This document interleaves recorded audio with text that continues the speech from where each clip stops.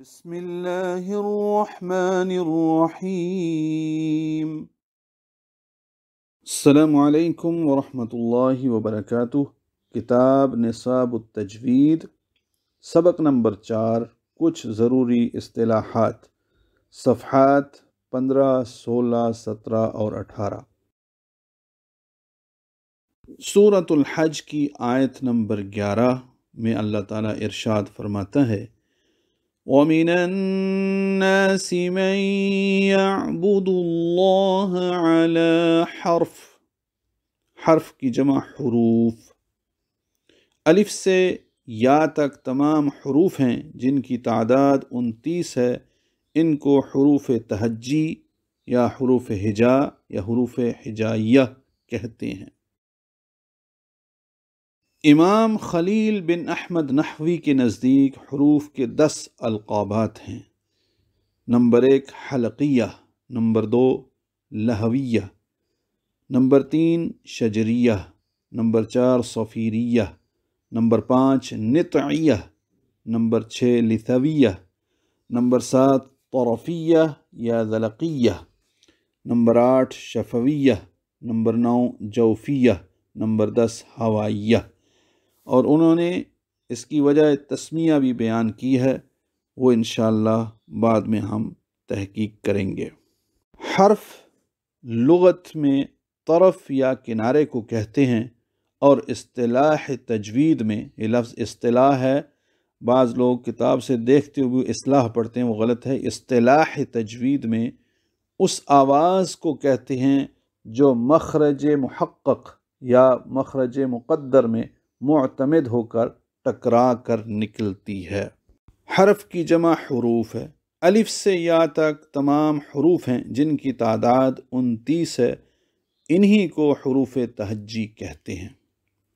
Number 2 حروف حلقی، وہ تمام حروف جو حلق سے ادا ہوتے ہیں، ان کی تعداد 6 ہے، اور وہ یہ ہیں: حمزہ ہا، عین حا، غین خا، ان کو حروف اظہار بھی کہتے ہیں۔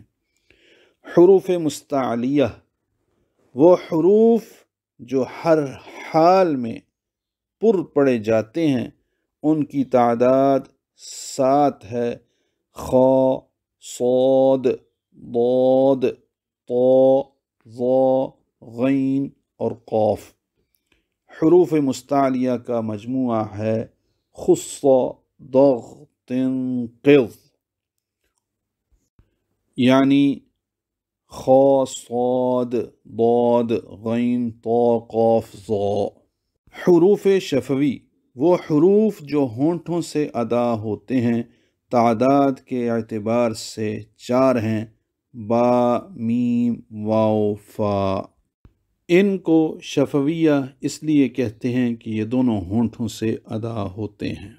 حروف مدہ، حروف ہوائیہ یا جوفیہ، وہ حروف جو ہوا پر ختم ہو جاتے ہیں، ان کی مقدار 1 الف کے برابر ہوتی ہے۔ الف ما قبل مفتوح، واو ساکن ما قبل مضموم، یا ساکن ما قبل مکسور۔ یہ حروف الف، واو مدہ اور یا مدہ ہیں۔ ان کو جوفیہ اس وجہ سے کہتے ہیں کہ منہ کے اندرونی خلا سے ادا ہوتے ہیں۔ ان کو ہوائیہ بھی کہتے ہیں کیونکہ یہ ہوا پر ختم ہوتے ہیں۔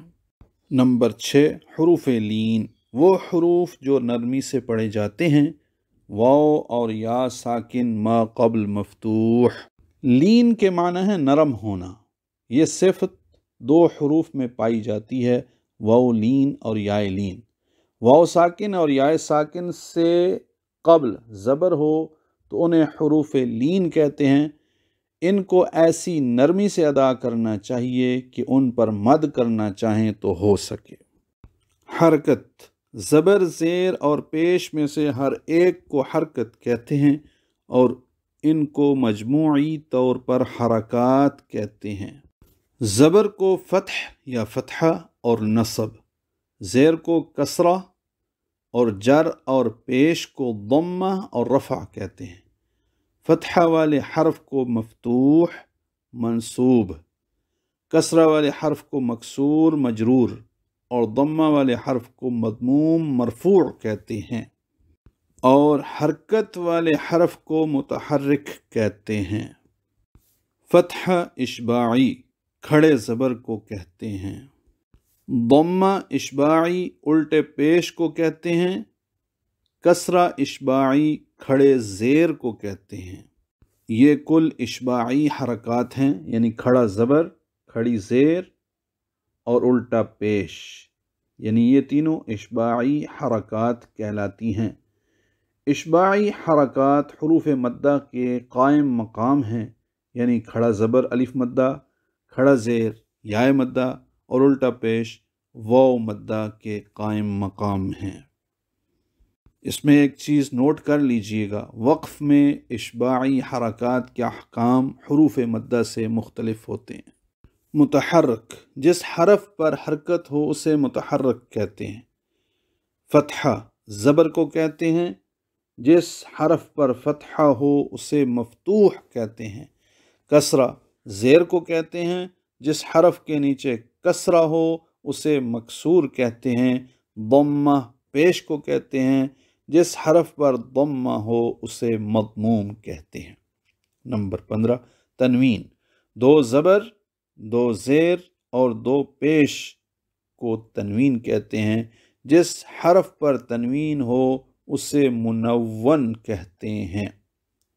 نون تنوین، تنوین کی ادائیگی میں جو نون کی آواز پیدا ہوتی ہے اسے نون تنوین کہتے ہیں، یعنی تنوین پڑھتے ہوئے سنائی دینے والی نون کو نون تنوین کہتے ہیں، یعنی تا الف دو زبر تن، تا دو زیر تن، تا دو پیش تن۔ نمبر 17 ما قبل حرف، کسی حرف سے پہلے والے حرف کو کہتے ہیں۔ نمبر 18 ما بعد حرف، کسی حرف کے بعد والے حرف کو کہتے ہیں۔ ترتیل۔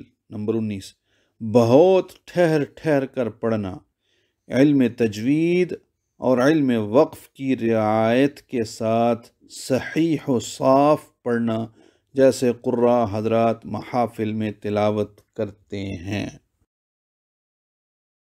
نمبر 20 حدر، جلدی جلدی پڑھنا جس سے تجوید نہ بگڑے، جیسے امام تراویح میں پڑھتا ہے۔ نمبر 21 تدویر، ترتیل اور حدر کی درمیانی رفتار سے پڑھنا، جس طرح امام فجر، مغرب اور عشاء میں قدر بلند آواز میں پڑھتا ہے۔ یہاں پہ ایک چیز اور کا اضافہ کر لیں، یہ 3 چیزیں لکھی ہیں، ترتیل، حدر، تدویر، تحقیق بھی ڈال لیں، لکھ لیں یا سمجھ لیں۔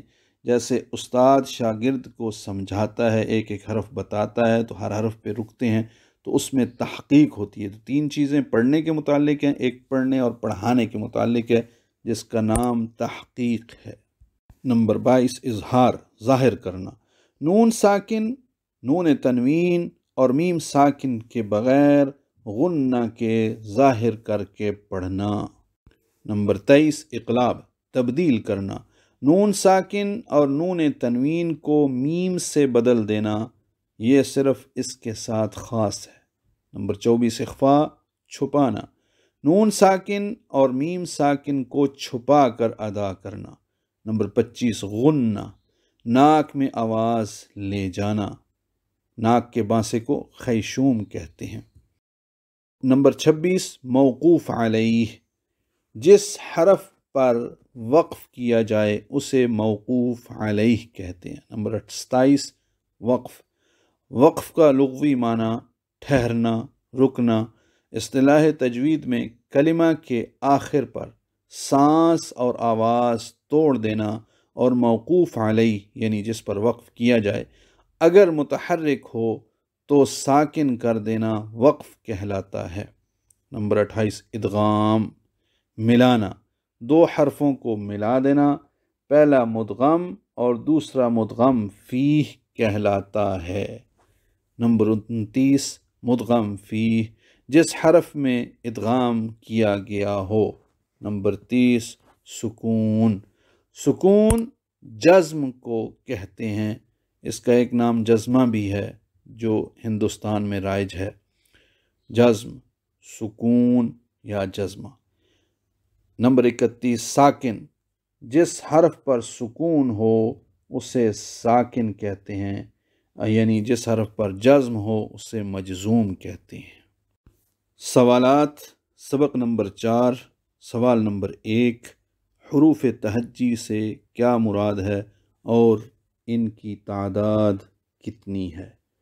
سوال نمبر 2، حروف مدہ اور حروف لین سے کیا مراد ہے؟ سوال نمبر 3، ترتیل، حدر اور تدویر کی تعریف بیان کریں۔ سوال نمبر 4، موقوف علیہ، مدغم فیہ، نون تنوین، حرکت، ہر ایک کی تعریف بیان کریں۔ سوال نمبر 5، حروف حلقی، حروف مستعلیہ، حروف شفوی سے کون کون سے حروف مراد ہیں، نیز حروف مستعلیہ بیان فرمائیں۔ سوال نمبر 6، فتحہ اشباعی اور کسرہ اشباعی سے کیا مراد ہے، مندرجہ ذیل حروف کون سی قسم سے تعلق رکھتے ہیں؟ حمزہ، با، قوف، طو، صاد، ظا، ضاد، فا اور میم۔ وآخر دعوانا ان الحمد للہ رب العالمین۔